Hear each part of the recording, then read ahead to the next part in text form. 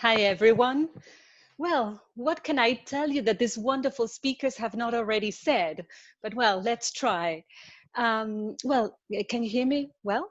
Yes, great. Yes. First of all, what I have more or less thought about is quite in keeping with what everyone said. We know that what we are going through is not online education. This is education in times of emergency using technological devices, right? And this is not my quote. This is what I was told by the great teachers I had at the Diplomatura, yes, in technology. And I believe that this allows us to reflect upon our practice in a different way, because it's not that our classes were planned or organized to be online. So somehow, again, we should somehow lower our expectations in many aspects. I know it's difficult. I agree completely with what Alice Imari said. If I were to talk about the plannings that I get in secondary, they are boring. We have to stick to, Cambridge, IELTS, in our case, the AS of thinking skills, and lots of, standards and rubrics. But again, I believe that first of all, I am the head of the English department at Cardinal Newman, but going on with the metaphor of a head, I've got a perfect body of teachers. So that, to be completely honest, makes everything easier and very enriching. It's true that the very first thing we said whenever this lockdown began was that we had to avoid falling prey to this meaningless activities, because sometimes we feel the need, to kind of give our students activities to somehow prove that we are working, to prove that we are, complying with everything we are expected to. But still, we are kind of teaching our students to go out to a world that we don't know, and a completely unknown world to them too, because we don't know what is expected of them in the future, what jobs, as Claudia said too, what type of jobs they are going to have in the future, and we don't know what life will be like when this lockdown is over. So somehow this allows us to reflect upon lots of things, and everything somehow boils down to planning. Um, Somehow I will, what I really liked about Anna's and Loli's presentation is that, most of their planning is quite in keeping with the teaching for understanding framework, which I strongly support. So somehow most of our plannings are based on that. In fact, the school has been doing very thorough research on what education, what will become of education in the foreseeable future. And we kind of designed sustainable pedagogy, we call it La Educación del Encuentro, and we have been doing this for 5 years. And last year we had lots of meetings, even on Saturdays, to see how we could somehow reflect all this theory into the planning of our lessons.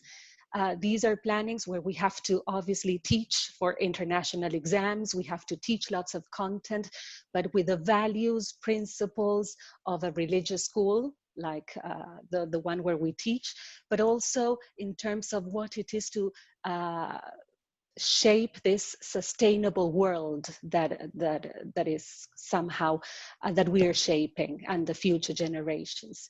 So somehow I don't want to show you the presentation because it's too long. I can show you the same presentation as Ale has shown, and how this has become a different plan for the Educación del Encuentro. But unfortunately, I cannot tell you much about it, because with this lockdown, nothing has been, launched. So I will tell you somehow what we decided to do somehow to cater for all our students' needs. I will mention certain things that maybe were not mentioned in detail, but because things that maybe worked at school, which is mainly this Zoom sessions or Meet sessions where we share with the teachers good practice. You know, this idea of sharing good practice has become this moment of sharing. Sharing is caring, you know, so like some people usually state, where they usually these meetings usually become a kind of, you know, a way of letting off steam. And but again, it allows us to see different apps, maybe not so many, because it's true that there are insurmountable apps at hand today. So somehow the idea is to share one or two, and we kind of help we help each other with things that have worked beautifully, things that we have tried and did not work. And I believe that that goes beyond planning, because in fact it is what motivates teachers, and somehow as they are all teaching in the same institution, and the type of, you know, the profile of the student is more or less similar, then sharing good practice becomes a quite insightful experience. Again, we have also done a lot of interdisciplinary work. Projects, yes, but maybe, I don't know, if they are doing chronology in history and they are reading, for example, in first year, they were reading Twist of Gold. So they were also doing research on their family names and surnames. So they're doing very interesting things. But the way to go about it is, again, like Anna and Loli said, with you call it big questions, we call it essential questions, which are somehow the triggers for our planning. I always tell my students who are in fourth, and this will obviously ring a bell, even if they have to sit for international exams, we have an essential question, which is a question that cannot be Googled, all right? So the idea is throughout the course to be able to find not answers, but aspects that might pave the way to an interesting answer to that essential question.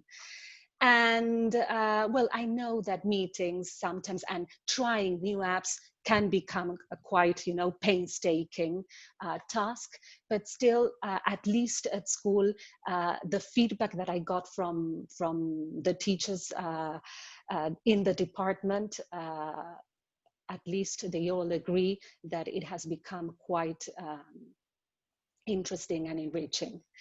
And well, one more aspect that we also talked about in one of the last meetings when we were talking about planning was the idea of the metacognition, that I wouldn't like to, you know, leave it aside, since you talked about rubrics, you talked about projects. I mean, the speakers, I mean, all of them, Anna, Dolores, Claudia, you have all mentioned, Ale, you have all mentioned very interesting things, so I don't want to repeat myself either.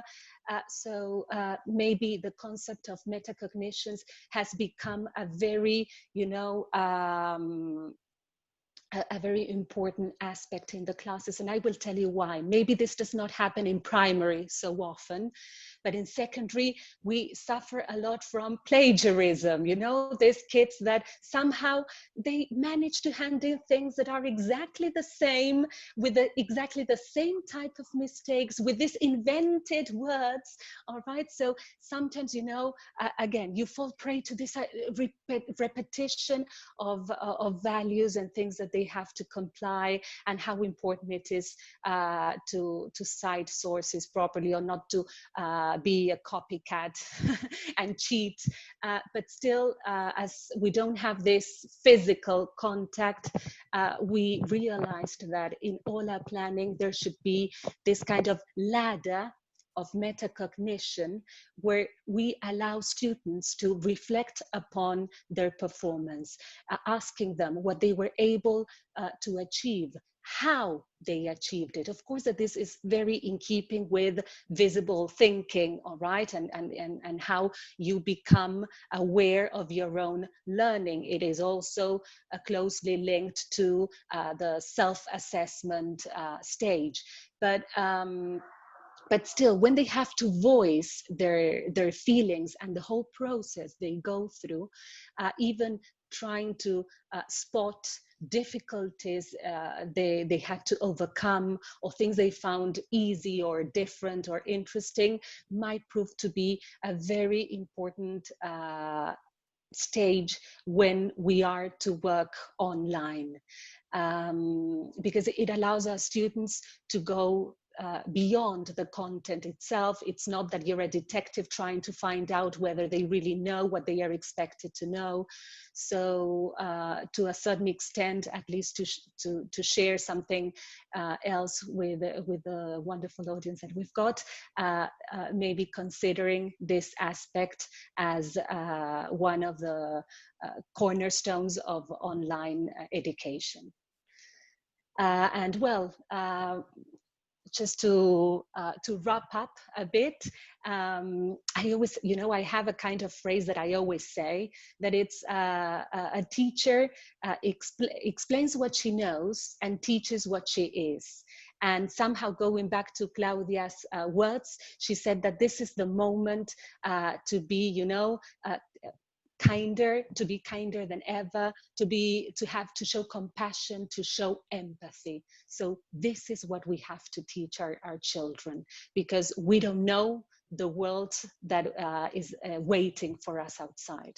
So whenever we plan, I believe that rather than thinking about content, we also have to consider that that these are children, and we don't know the battles that they are struggling at home. So thank you.